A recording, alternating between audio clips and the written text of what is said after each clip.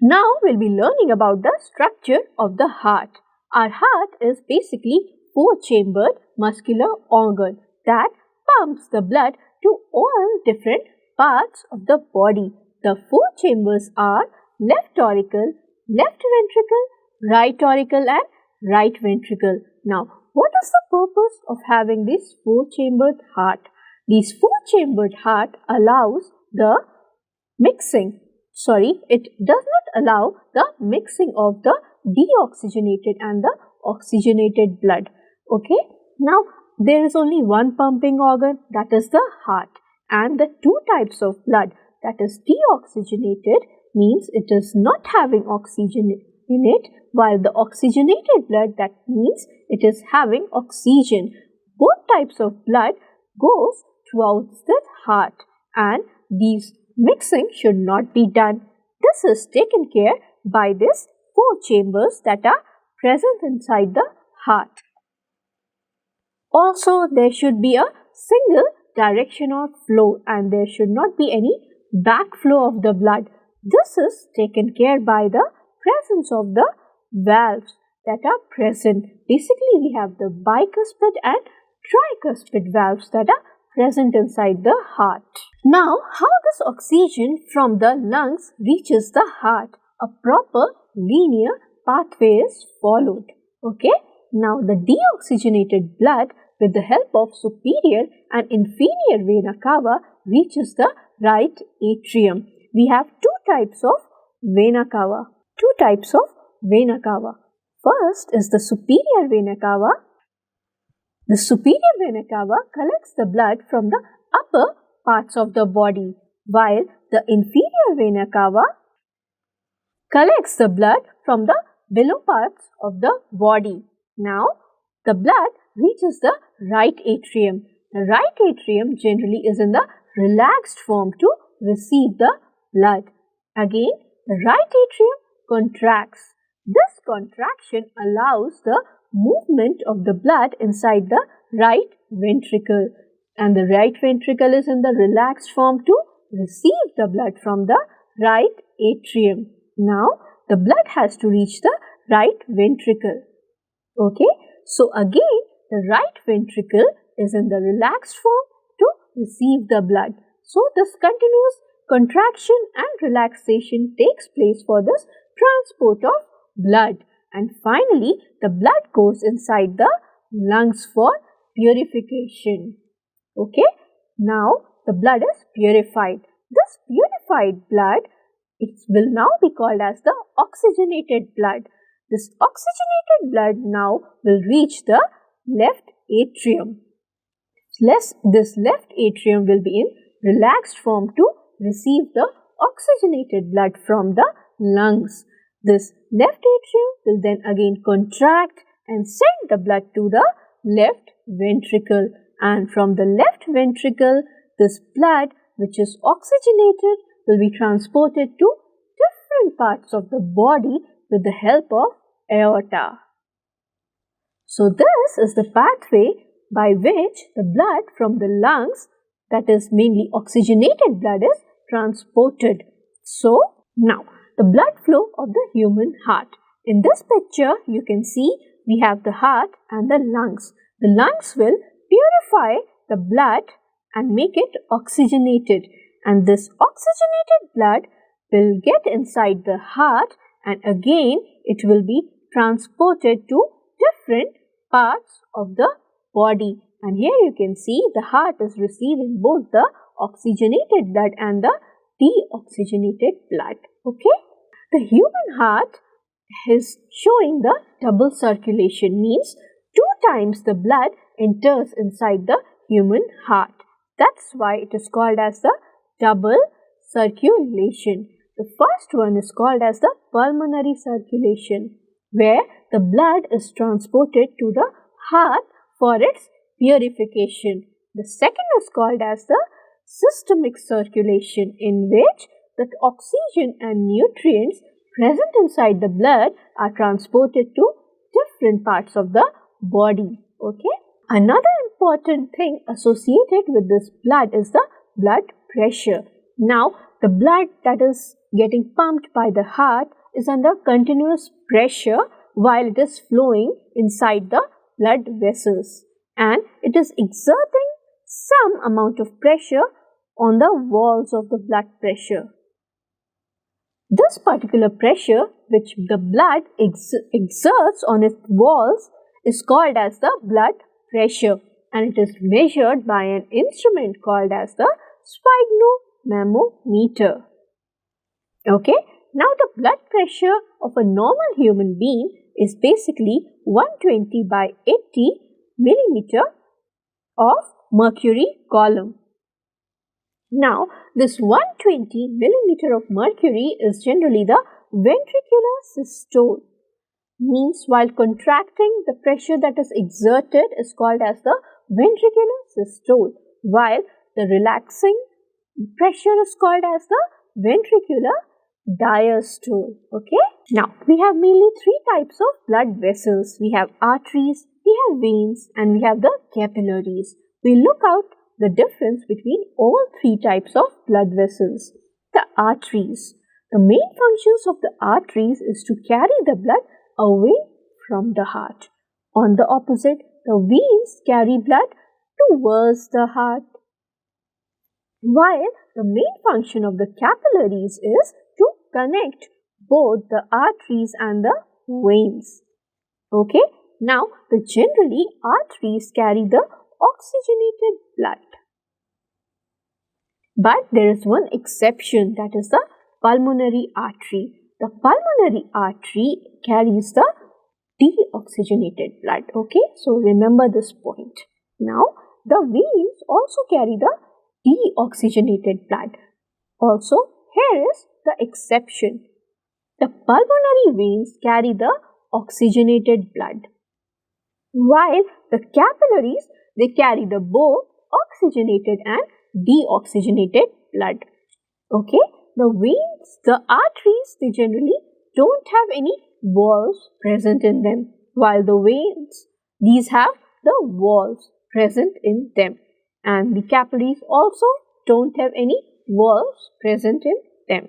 Now, the walls of the arteries are generally thick and elastic, while the veins, they have they have thin and lesser elastic walls, while the capillaries, they have very thin walls and also there is no elasticity present in them. The reason of having arteries thick walls is that the arteries have to pump or take the blood away from the heart to different parts of the body. This is the reason they have the thick walls. Now, high pressure. The blood is under very high pressure inside the arteries, while it is under low pressure inside the veins, and there is a continuous decrease in pressure while the blood is going through inside the capillaries. Now, the arteries, they don't allow any exchange of materials between them.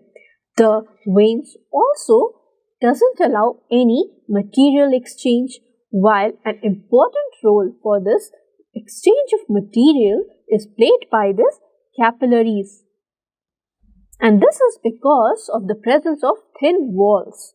The thin walls allow an easy exchange of materials between the capillaries. Now, we'll learn about the important transport medium, that is the blood. The blood is basically a fluid connective tissue. And the main purpose of blood is to allow the transport of oxygen, excretory waste, carbon dioxide to different parts of the body. Now, the blood is made up of three main components, that is the blood plasma, blood cells and the blood platelets. Now, the important part is played by these platelets. Now, it helps in the blood coagulation. You know, we have a network of tissues that runs inside our body. What if this tissue gets injured? This injury will cause loss of blood. And this loss of blood from the body can prove to be detrimental. For this, care is taken around by the platelets. These platelets help in sealing of these injury sites. They basically clot or form the clot at the site of injury and prevent the further loss of blood from that injured sites. And with the help of certain clotting factors, these platelets are able to take care of this coagulation process. Now, these platelets are formed from the cells called as the megakaryocytes. Another important transport mediums are the lymph. These lymphs are the tissue that flows around all the body parts. This is the lymphatic system of our body. Now, the lymphatic system is the main system that helps in providing the defense from the foreign pathogens, maybe bacteria, viruses. Now, the property of the limbs is different from that of blood.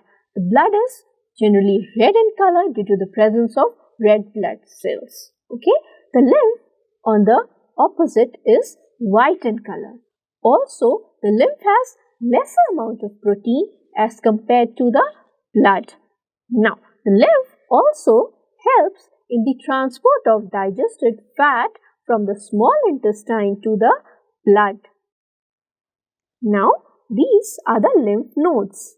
As you can see, these small nodes are present. And there is an entire network of these lymph nodes. These lymph nodes basically produces the antibodies that helps in the providing of defense. This was about the transportation in animals. Now we'll be learning about the process of transportation in plants. Now, this process of transportation is also very important for the plants because these plants, they cannot move. These are sessile living organisms. They just stand at one place. Now, basically in plants, the food is synthesized inside the leaves. But we have different parts of the plants, like we have fruits, we have seeds, stems, flowers. Okay, so the food is synthesized inside the leaves, but there are also another different important parts of the plant like fruit, seeds, stems and flowers. So the food that is synthesized must reach to the different parts of the plant. For this process, transportation is required. Like humans, the plants don't have a well-developed transport system, but still they have a kind of system that can allow this transport of materials and food. How this process of transportation occurs inside the plant? It takes place by the important process called as the ascent of sap. Ascent means movement basically in the upward direction, and sap stands for basically the cellular components. Now, the upward movement of water and minerals from the soil is called as the ascent of sap. And how does this ascent of sap takes place? It takes place by diffusion, root pressure, transpiration, pull and imbibition. Now, this diffusion only takes place if the distance between the source organ and the sink organ is a smaller distance. Now, the source is the place where the food is synthesized and the sink is the place where the food has to reach out. Okay, now if the distance is smaller, diffusion can take place, but this is not always the case. Sometimes the distance between the source and the sink is large, so this diffusion process won't work out. We have to look for another process, that is the root pressure. Now, you can see this is the plant and it is attached to its root. And it is attached to the soil with the help of its roots. Now, the soil is having water and ions. The presence of water and ions makes the soil having a rich or positive positive or higher concentration of ions are present in this soil. Now, the roots, they are not having these ions. So, there will be movement from a higher concentration towards the lower concentration. And these water and ions will get inside the roots. And finally, from the roots, these will go upwards to the different parts of the plant. Now, this upward movement of plant by the root pressure is very important during the night hours.